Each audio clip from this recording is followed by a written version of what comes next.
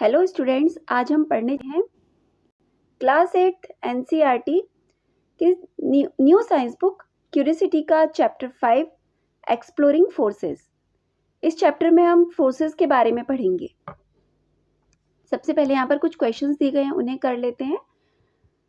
Why does it feel harder to pedal a bicycle when going uphill than on flat ground? जब हम किसी पहाड़ी पर जाते हैं तो और हम बाइसिकल चलाते हैं तो बाइसिकल के पैडल को प्रेस करना हमारे लिए थोड़ा मुश्किल होता है, जबकि हम किसी फ्लैट ग्राउंड पर जाते हैं तो उसी बाइसिकल के पैडल को प्रेस करना आसान होता है। ऐसा क्यों? Why it is easier to slip on a wet surface? किसी गीली सतह पर हम आसानी से फिसल जाते हैं, ऐसा क्यों? Why do we feel light or like we are floating just after our swing reaches its highest point and begins to come down? जब हम झूला झूलते हैं और जब हम हाईएस्ट पॉइंट पर पहुंच जाते हैं और फिर हाईएस्ट पॉइंट पर पहुंचकर फिर हम धीरे धीरे जब हम नीचे आते हैं तो हमें ऐसा क्यों लगता है कि हम बहुत हल्का फील कर रहे हैं या फिर हम हवा में तैर रहे हैं? यदि आपके पास भी कुछ ऐसे क्वेश्चन हो तो प्लीज़ आप मुझसे उन्हें शेयर कीजिए। It was a windy day. Sonali and Ragini were excited to go cycling. ये एक हवादार दिन था, मतलब उस दिन हवा बहुत चल रही थी। सोनाली और रागिनी साइकिलिंग पर जाने के लिए बहुत एक्साइटेड थे। Their summer vacation had just begun and they wanted to explore the beautiful landscapes around their village. उनके समर वेकेशन शुरू हो गए थे और वो अपने गांव के चारों ओर जो ब्यूटीफुल लैंडस्केप था उसे एक्सप्लोर करना चाहते थे। After pumping air into their bicycle tires, they set off. अपने बाइसिकल के टायर में हवा पंप करने के बाद वे बाइसिकल पर बैठ गए। As they rode through the village, the wind rushed past them. जब वो बाइसिकल से अपने गांव से गुजर रहे थे तो जो हवा थी वो उन्हें पीछे की तरफ धकेल रही थी। Oh no, the wind is pushing me hard, said Ragini. Ragini ने कहा कि जो हवा है मुझे पीछे की तरफ धकेल रही है। Smiling, Sonali replied, "We are riding against the wind. We must push our pedals harder to move faster." Sonali ने मुस्कुराते हुए जवाब दिया, हम लोग हवा की विपरीत दिशा में अपनी साइकिल चला रहे हैं। हमें अपने पैडल्स को थोड़ा सा हार्डर पुश करना पड़ेगा साइकिल को तेज चलाने के लिए। Their ride took them up a long path to a hilltop. Some parts of the road were rough where they found it hard to pedal while other parts were smoother. अब वे cycle चलाते चलाते ऊंची पहाड़ी पर पहुंच गए। सड़क के कुछ रास्ते बहुत रफ थे जहां पर साइकिल को चलाना थोड़ा मुश्किल था, जबकि दूसरे पार्ट्स थोड़े स्मूथ थे जहां पर साइकिल को चलाना थोड़ा आसान था। When they reached the top and were enjoying the view, they heard thunder and saw flashes of lightning at a distance. जब वे हिल टॉप पर पहुंच गए और व्यू का मजा ले रहे थे तब उन्होंने बादलों के गड़गड़ाने की आवाज सुनी और बिजली को चमकते हुए थोड़ी ही दूरी पर देखा। Even though it looked beautiful, they decided to head back immediately. उनको ये सब बहुत सुंदर लग रहा था, लेकिन उन्होंने फिर तुरंत ही वहां से निकलने का निर्णय लिया। On the way back, while passing a herd of sheep, they pressed their bicycle bells and turned the handles to change direction. जब वे पहाड़ी से जब नीचे की ओर आ रहे थे तो वापस आते समय उन्होंने एक शीप का झुंड देखा, भेड़ों का झुंड देखा। उन्होंने अपनी बाइसिकल की जो बेल है उसे प्रेस किया और अपने साइकिल के हैंडल को घुमाया अपनी डायरेक्शन को चेंज करने के लिए, क्योंकि वहां पर भेड़ों का झुंड जा रहा था। As they were coming down the slope of the hill, they realized that their bicycles were moving down at a great speed even though they were not pedaling. जब वे हिल टॉप से नीचे की तरफ आ रहे थे तब उन्होंने ये फील किया कि जो बाइसिकल है वो बहुत तेज स्पीड से नीचे की तरफ जा रही है, जबकि वो पैडल प्रेस कर ही नहीं रहे हैं। Sonali yelled, "It's thrilling. It seems something is pulling us downhill. What could it be?" Sonali चिल्लाई, ये बहुत थ्रिलिंग है। ऐसा लग रहा है कि कोई चीज़ है जो हमें पहाड़ी के नीचे खींच रही है। ये क्या हो सकता है? What is a force? Force क्या है? Let us try to experience the push and the pull. चलिए पुश और पुल इन दो चीज़ों को एक्सपीरियंस करने की कोशिश करते हैं। Activity 5.1, let us explore. Take a large cardboard box.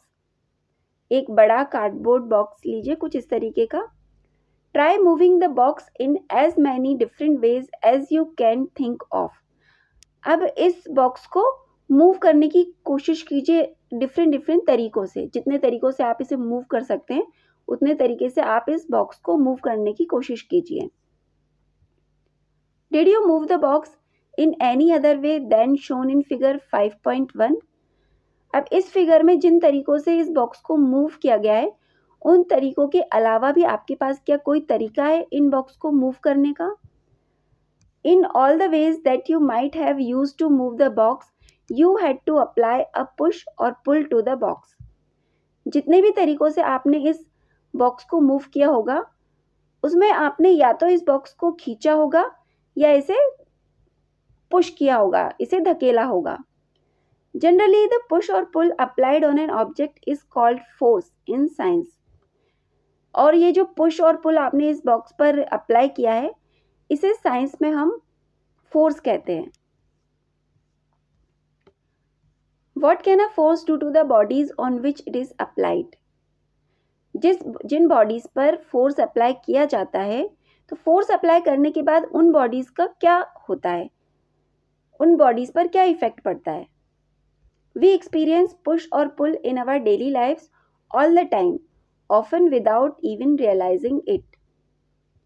हम अपनी डेली लाइफ में पुश और पुल को एक्सपीरियंस करते ही रहते हैं, जबकि हमें इसका रियलाइज़ भी नहीं होता है कि हम किसी चीज़ को पुश या पुल कर रहे हैं, क्योंकि हम उसकी तरफ ध्यान ही नहीं देते हैं। Let us recall some of these experience and analyse them. चलिए कुछ इनमें से कुछ एक्सपीरियंस को हम रिकॉल करते हैं और उनका एनालिसिस करते हैं। Activity 5.2, let us analyse. Think of situations where a force is applied and list them in table 5.1. कुछ ऐसी सिचुएशन के बारे में सोचिए जिसमें पुश या पुल फोर्स अप्लाई होता है और उसे टेबल 5.1 में मेंशन कर दीजिए। Analyse each situation and write the effect of the force in table 5.1. Some situations and their effects are already listed for you. और प्रत्येक सिचुएशन को एनालाइज कीजिए और उसका इफेक्ट भी लिखिए। जो फोर्स आपने यूज़ किया है उसका इफेक्ट भी लिखिए टेबल में। कुछ सिचुएशन और उनके इफेक्ट पहले इस टेबल में दिए गए हैं। Different actions and their effects.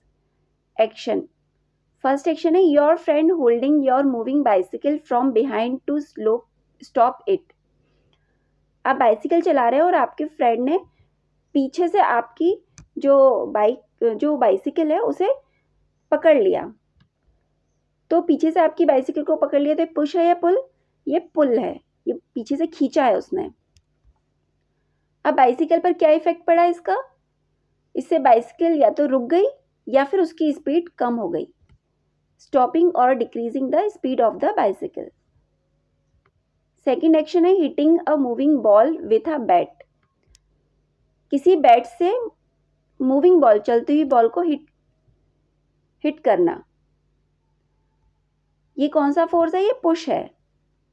इससे बॉल पर क्या इफेक्ट पड़ेगा? जो मूविंग बॉल है उसकी डायरेक्शन चेंज हो जाएगी। थर्ड एक्शन है प्रेसिंग एन इन्फ्लेटेड बलून। किसी फूले हुए बलून को प्रेस करना।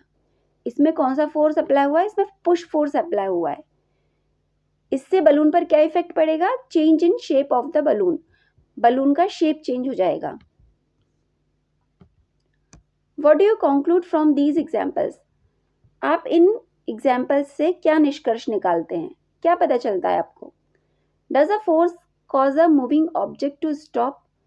Can it change speed or direction of motion or change the shape of an object? क्या फोर्स किसी मूविंग ऑब्जेक्ट को रोक सकता है? क्या इसकी स्पीड को चेंज कर सकता है, या इसकी मोशन की डायरेक्शन को चेंज कर सकता है, या फिर इसके शेप को चेंज कर सकता है? ये सभी काम फोर्स कर सकता है।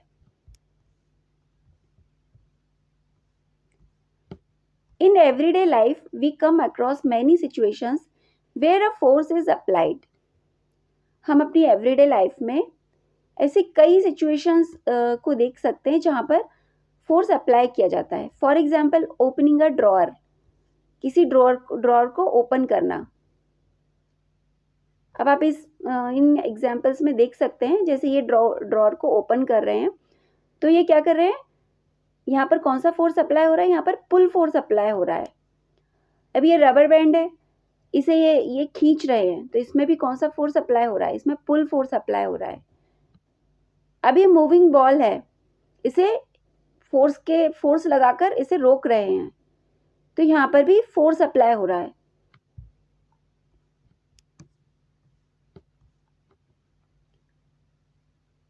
For example, opening a drawer, stretching a rubber band, a fielder stopping a ball, kicking a football, applying brakes on a moving bicycle, rolling a chapati, or turning the steering handle of an auto rickshaw. What effect can the application of force have on objects? जैसे example के लिए हम कहाँ कहाँ force का इस्तेमाल करते हैं, जैसे जब हम किसी ड्रॉअर को खोलते हैं तब हम फोर्स का इस्तेमाल करते हैं, जब किसी रबर को स्ट्रेच करते हैं, या कोई फील्डर किसी बॉल को स्टॉप करता है तब भी वो फोर्स का इस्तेमाल करता है। फुटबॉल को किक करने में भी फोर्स का इस्तेमाल होता है। चलती हुई बाइसिकल पर ब्रेक लगाने में भी फोर्स अप्लाई होता है। चपाती बनाने में भी फोर्स अप्लाई होता है। किसी ऑटो रिक्शा के स्टीयरिंग हैंडल को टर्न करने में भी फोर्स अप्लाई होता है। अब किसी ऑब्जेक्ट पर जब हम फोर्स लगाते हैं तो क्या इफेक्ट पड़ता है? The force applied on an object में, तो जब हम किसी ऑब्जेक्ट पर फोर्स अप्लाई करते हैं तो ये क्या कर सकता है? Make an object move from rest, किसी ऑब्जेक्ट को रेस्ट से मूव कर सकता है, मतलब वो रुका हुआ है, रेस्ट पर है, और उसे मूविंग पोजीशन पर ला सकता है। जैसे कोई बॉल है, वो रुकी हुई है, हम जब इस पर फोर्स अप्लाई करेंगे तो ये चलने लगेगी। Change the speed of an object if it is moving, यदि कोई चीज चल रही है तो इसकी स्पीड को चेंज कर सकता है। Change the direction of motion of an object, और क्या कर सकता है फोर्स? कोई ऑब्जेक्ट है, वो मूव कर रहा है, तो उस पर हम फोर्स लगाकर उसकी डायरेक्शन को भी चेंज कर सकते हैं। Bring about a change in the shape of an object, किसी ऑब्जेक्ट पर फोर्स लगाकर हम उसका शेप भी चेंज कर सकते हैं। कॉज सम और ऑल ऑफ दीज इफेक्ट्स, इनमें से कुछ या सभी इफेक्ट्स किसी ऑब्जेक्ट पर काम कर सकते हैं। Does this mean that whenever there is a change in speed of or direction or change in shape, a force is acting on the object? इसका मतलब ये हुआ कि जब भी किसी मूविंग ऑब्जेक्ट का डायरेक्शन चेंज होगा, या उसकी स्पीड चेंज होगी, या उसका शेप चेंज होगा, तो इसका मतलब है कि उस ऑब्जेक्ट पर फोर्स लग रहा है। Yes, none of these take place without the action of force. इनमें से कुछ भी फोर्स के बिना नहीं हो सकता। A step further, suppose an object is at rest. Does it mean that no force is acting on this object? Suppose कीजिए कि कोई ऑब्जेक्ट रेस्ट में है, तो क्या इसका ये मतलब है कि उस ऑब्जेक्ट पर कोई फोर्स नहीं लग रहा है? It means that the forces acting on the object are balancing one another. इसका मतलब ये है कि उस ऑब्जेक्ट पर जो फोर्स लग रहे हैं वो एक दूसरे को बैलेंस कर रहे हैं, इसीलिए वो चीज़ रेस्ट में है। इसका मतलब ये नहीं है कि उस पर कोई फोर्स ही नहीं लग रहा है। इसका मतलब ये है कि उस पर जो भी फोर्स लग रहे हैं वो एक दूसरे को बैलेंस कर रहे हैं। You will learn about balanced forces in higher grades. आप लोग ऊंची कक्षाओं में, हायर ग्रेड्स में इन बैलेंस्ड फोर्सेस के बारे में पढ़ेंगे। Are forces and interaction between two or more objects. क्या फोर्स में दो या दो से अधिक ऑब्जेक्ट्स के बीच में इंटरेक्शन होता है? When you push a table, your hand is one object applying forces on another object, that table. जब आप किसी टेबल को पुश करते हो तो आपका जो हाथ है वो एक ऑब्जेक्ट है जो कि दूसरे ऑब्जेक्ट पर फोर्स अप्लाई कर रहा है। वो दूसरा ऑब्जेक्ट कौन सा है? Table. Here we say that your hand and the table are two objects interacting with each other. यहाँ हम ये कह सकते हैं कि आपका हाथ और टेबल दो ऑब्जेक्ट हैं जो एक दूसरे के साथ इंटरेक्ट कर रहे हैं। Think of all the actions listed in table 5.1. How many objects are involved in each of the actions. अब जो एक्शंस आपने टेबल 5.1 में देखी हैं उसमें आप ये पता करिए कि कितने ऑब्जेक्ट्स हर एक्शन में इन्वॉल्व्ड हैं। Do you notice that forces result only when two objects are interacting in some way और द अदर। क्या आपने ये नोटिस किया कि फोर्स जब ये लगता है जब दो या दो से अधिक ऑब्जेक्ट एक दूसरे से इंटरेक्ट कर रहे हो। From these examples we can infer that at least two objects must interact for a force to come into play. तो जो भी एग्जाम्पल्स हमने ऊपर देखे उनसे हम ये निष्कर्ष निकाल सकते हैं कि कम से कम दो ऑब्जेक्ट्स को एक दूसरे के साथ इंटरेक्ट करना होगा उन पर फोर्स लगने के लिए। A force is a push or pull on an object resulting from the object's interaction with another object.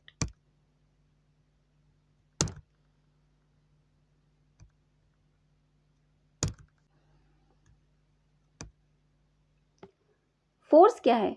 Force किसी ऑब्जेक्ट पर या तो पुश है या पुल है जो कि दो ऑब्जेक्ट के इंटरेक्शन के कारण आता है। दो ऑब्जेक्ट के एक दूसरे के साथ इंटरेक्शन के कारण आता है। The SI unit of force is Newton and it's symbol is an. Force की एसआई यूनिट न्यूटन है और इसका सिंबल कैपिटल एन है। A step further. When you pushed the table with your hand, did you feel a force on your hand too? जब आपने हाथ से अपनी जो टेबल है उसको पुश किया तो क्या आपने अपने हैंड पर भी फोर्स को फील किया? The moment you stopped pushing, the force on your hand disappeared. जब आपने टेबल को पुश करना बंद कर दिया उसी समय आपके हाथ से भी जो फोर्स है वो डिसअपियर हो गया, गायब हो गया। Whenever two objects interact, each object experiences a force from the other. जब भी दो ऑब्जेक्ट्स इंटरेक्ट करते हैं तो वो एक दूसरे पर फोर्स डालते हैं। As soon as the interaction ceases, the two objects no longer experience the force. और जैसे ही इंटरेक्शन खत्म होता है तो दोनों ही ऑब्जेक्ट पर फोर्स नहीं लगता है, दोनों ही ऑब्जेक्ट पर फोर्स खत्म हो जाता है। Thank you.